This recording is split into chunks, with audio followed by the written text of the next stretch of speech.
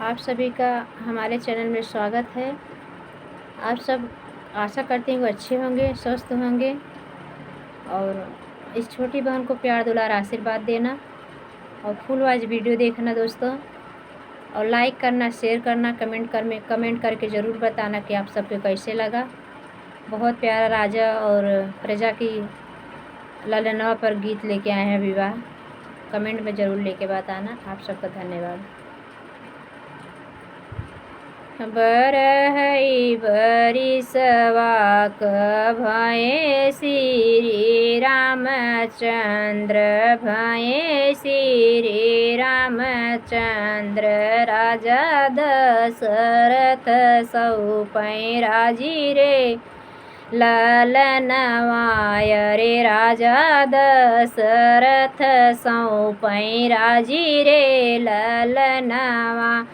राजी अभिषेक रे सुनी मंत्राय रे। ककही के काने भन भनाई रे ललनवाय रे। ककही के काने भन भनाई रे ललनवा।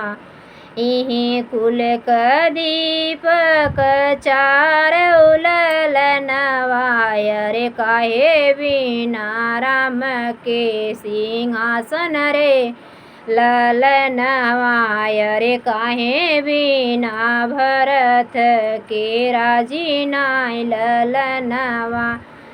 एतनी बचन जब बार बार सुनी रानी।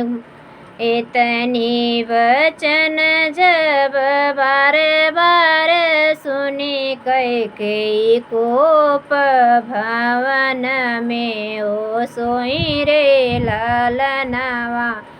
अरे कोप भवन में हो सोइन रे ललनवा। इतनी बचन जब सुने राजा दशरथ। कैकेयी भवन ओली आने रे ललनवा। कैकेयी भवन ओली आने रे ललनवा। काऊ तो है कम भाई हमारी रनियावाय रे। का तो है होई गाए थोर रे ललनवाय रे। का तो है होई गाए थोर रे ललनवा। इतनी बचन जब सुनी रानी कैकेयी। अरे क्रोध में उठी बैठी बोलै रे ललनवा। अरे क्रोध में वचन लागी बोलै रे ललनवा। पहली बचनिया तू मन मोरे राजा। रे राम के दे देत बन बास रे ललनवाय रे। राम के देत बन बास रे ललनवा। दूसरी बचनिया तू याद कर राजा। रे भरत क देत तू राजी रे ललनवाय रे। भरत के देत तू राजी रे ललनवा। इतनी बचन जब सुने राजा दशरथ। गिरे हैं जमीनी या भी होश रे ललनवाय रे। गिरतई जमीनिया भय भी होश रे ललनवा। पूरी अयोध्या तू मांगी ले तू रानी। अरे राम मोर करे जवा कही रे ललनवा। अरे राम मोर करे जवा के हीरे रे ललनवा। बतिया से अपने जिन मुकर हो राजा, अरे बात जिन कही के तू ना हो बोल राजा, अरे मानी के जिन तू नहीं यावरे ललनवा। इतनी वचन जब सुने श्री रामचंद्र, कैकेयी चरण गिरी गए रे ललनवा, अरे कैकेयी चरण गिरी गए रे ललनवा। रास होत बिनु सरवा हो राम निकले बन के हो, सीता जे संग में सीधारी रे ललनवा, अरे उनके हो पिछवा हो लक्ष्मण भैया, अरे हमहु चलब तोहरे हो साथ रे ललनवा, अरे हमहु चलब तोहरे नि साथ रे ललनवा।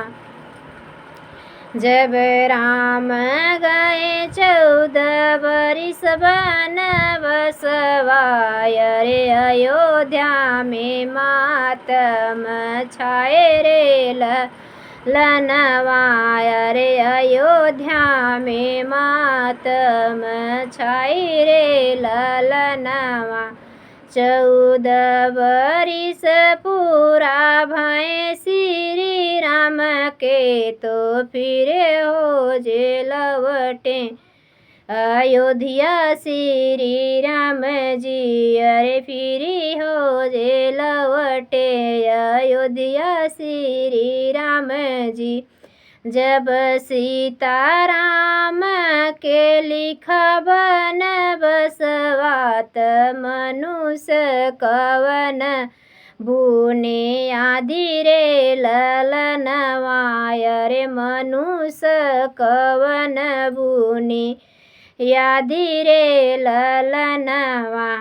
एक ही राति गई धोबिन नाई हरवा, अरे कहूँ रुकी गई रतिया रुकी रे ललनवा, अरे केहू घरे रतिया रुकी गई रे ललनवा।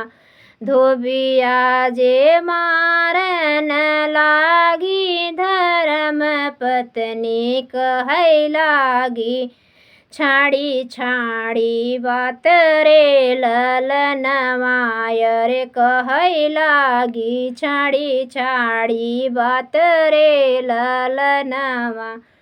नाही हम हई श्री राम के हो नैया, की लंका से लवटीने सीता रे ललनवा, अरे तबौ श्री रामचंद्र रखै अपने संगवा, अरे तबौ श्री रामचंद्र रखै अपने संगवा। नाही हम तोह के हो रखबै हो धनिया, अरे तुम्ही लौट जा तू नाई हर रे ललनवा, अरे तू ही लौट जा तू नाई हर रे ललनवा। इतनी बचन जब सुने श्री रामचंद्र, सीता के घर से निकाले रे ललनवा, अरे सीता के घर से निकाले रे ललनवा। आजू हई लवट घूमे फिरी आवई, जब हो अयोध्या चमकाए रे ललनवा।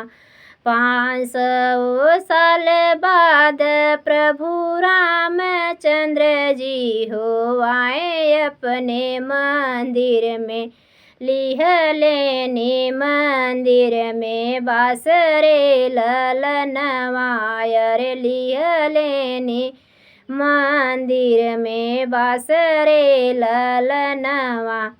सारी जनता एक होई के मोदी के निकाले सी इतना बड़ा धोखा कई के दिहे सिरे ललनवा रे मोदी का तोड़े से विश्वास रे ललनवा रे मोदी जी का तोड़े से विश्वास रे ललनवा। ऐसन राजा ऊपर जाहो बाटे कि राजा के लिखा बन बास रे ललनवा रे प्रजा कब नाही संतुष्ट रे ललनवा अरे प्रजा कब नाही संतुष्ट रे ललनवा।